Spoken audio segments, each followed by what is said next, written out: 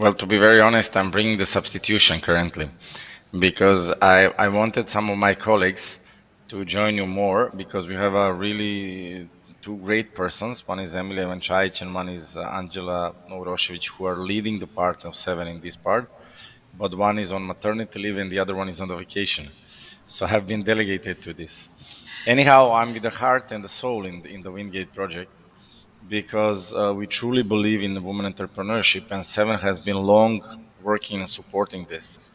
The major role that Seven brings to entrepreneurship is with the flagship platform called Belgrade Venture Forum, for which I'm sure you've heard in Romania, which connects startups and investors for the last 8, 9 years from 25 countries. We had more than 3,000 startups passing through our part. We had more than I don't know, more than 1,000 investors coming, and we had some even successful startups coming from Romania pitching at the Belgrade Venture Forum.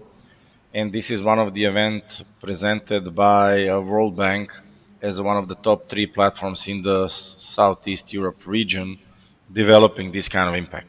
And with all of this, why I'm saying this, with all of this, we saw in the first 2 or 3 years that there is a very small number of women entrepreneurship coming to pitch at the forum. So in 2016, we started with women entrepreneurship supporting and empowerment, working jointly with our partners and working jointly with the community to see where is the issue. And what we identified were 3 things. First thing is need for mentoring and support. Second thing is a need for networking. And the third one, the last, can you imagine, was need for money. At this That's time, interesting. because we always think about the startups needs only money, money, money. But when we start discussing with these startups who were started by females, by women, we found out that the money is not the number one issue. The number one issue was network to support the expansion, to support the ability to grow and scale, and then the money comes by itself. We even had some representatives from the United States coming 5 years ago, telling us they are more investing in the woman-led startups and entrepreneurship than in the male because they believe it returns 25% more investment. It's one in 25% more sure that they will return the investment that is invested compared to the male-led startups, right? So for us, this was quite intriguing, and we started with significant programs. And then when the opportunity arose to join with Anna and join, led by Christina, of course, and join with SKC and VBA and our partners in Norway joined the Wingate project, we were delightful because I truly believe this is the project that can bring impact and directly targets to the things that we noticed a few years back. So it was bringing the mentorship, it's bringing the learning, it's bringing the internalization and connection. And I truly believe this project was something that was missing in the region, and I truly believe in the success of this project.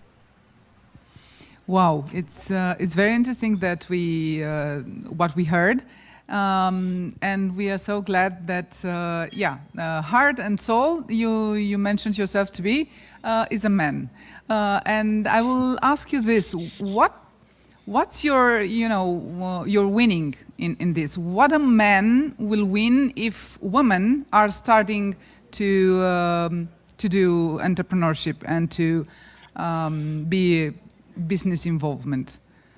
Okay, I'll tell you very openly. A lot of our startups who are led by females, they don't like to be etiquette or labeled as woman-led entrepreneurs. They tell us we are first entrepreneurs and then women.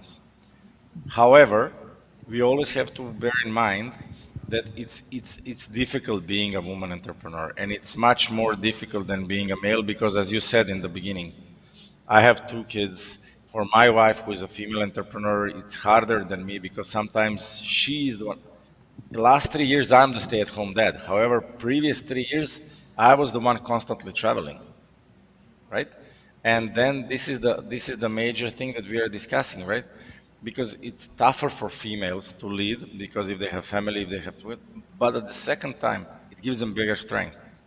We know that the females are more emotionally intelligent. We know that they can deal with certain situations better. And this is what investors as well are seeing.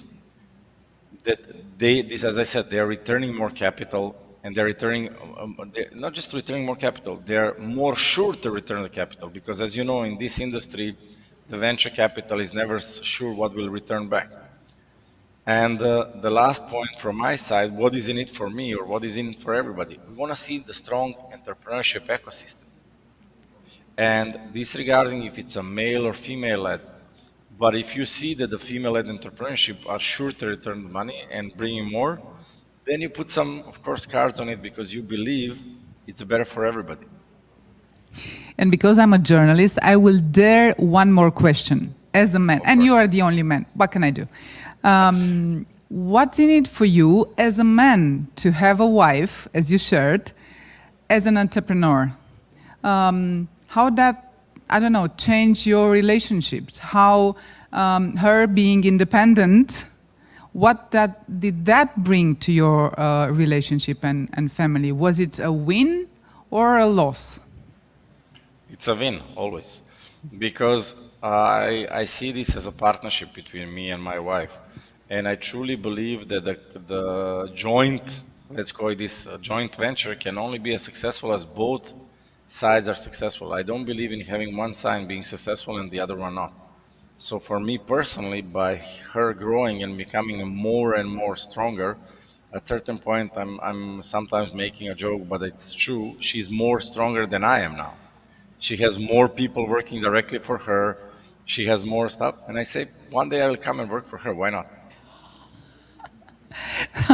Thank you for being so open, and thank you for your honesty and everything that you bring and your support, because for sure we need each other. We need men as you need, and we need women, and together we need each other.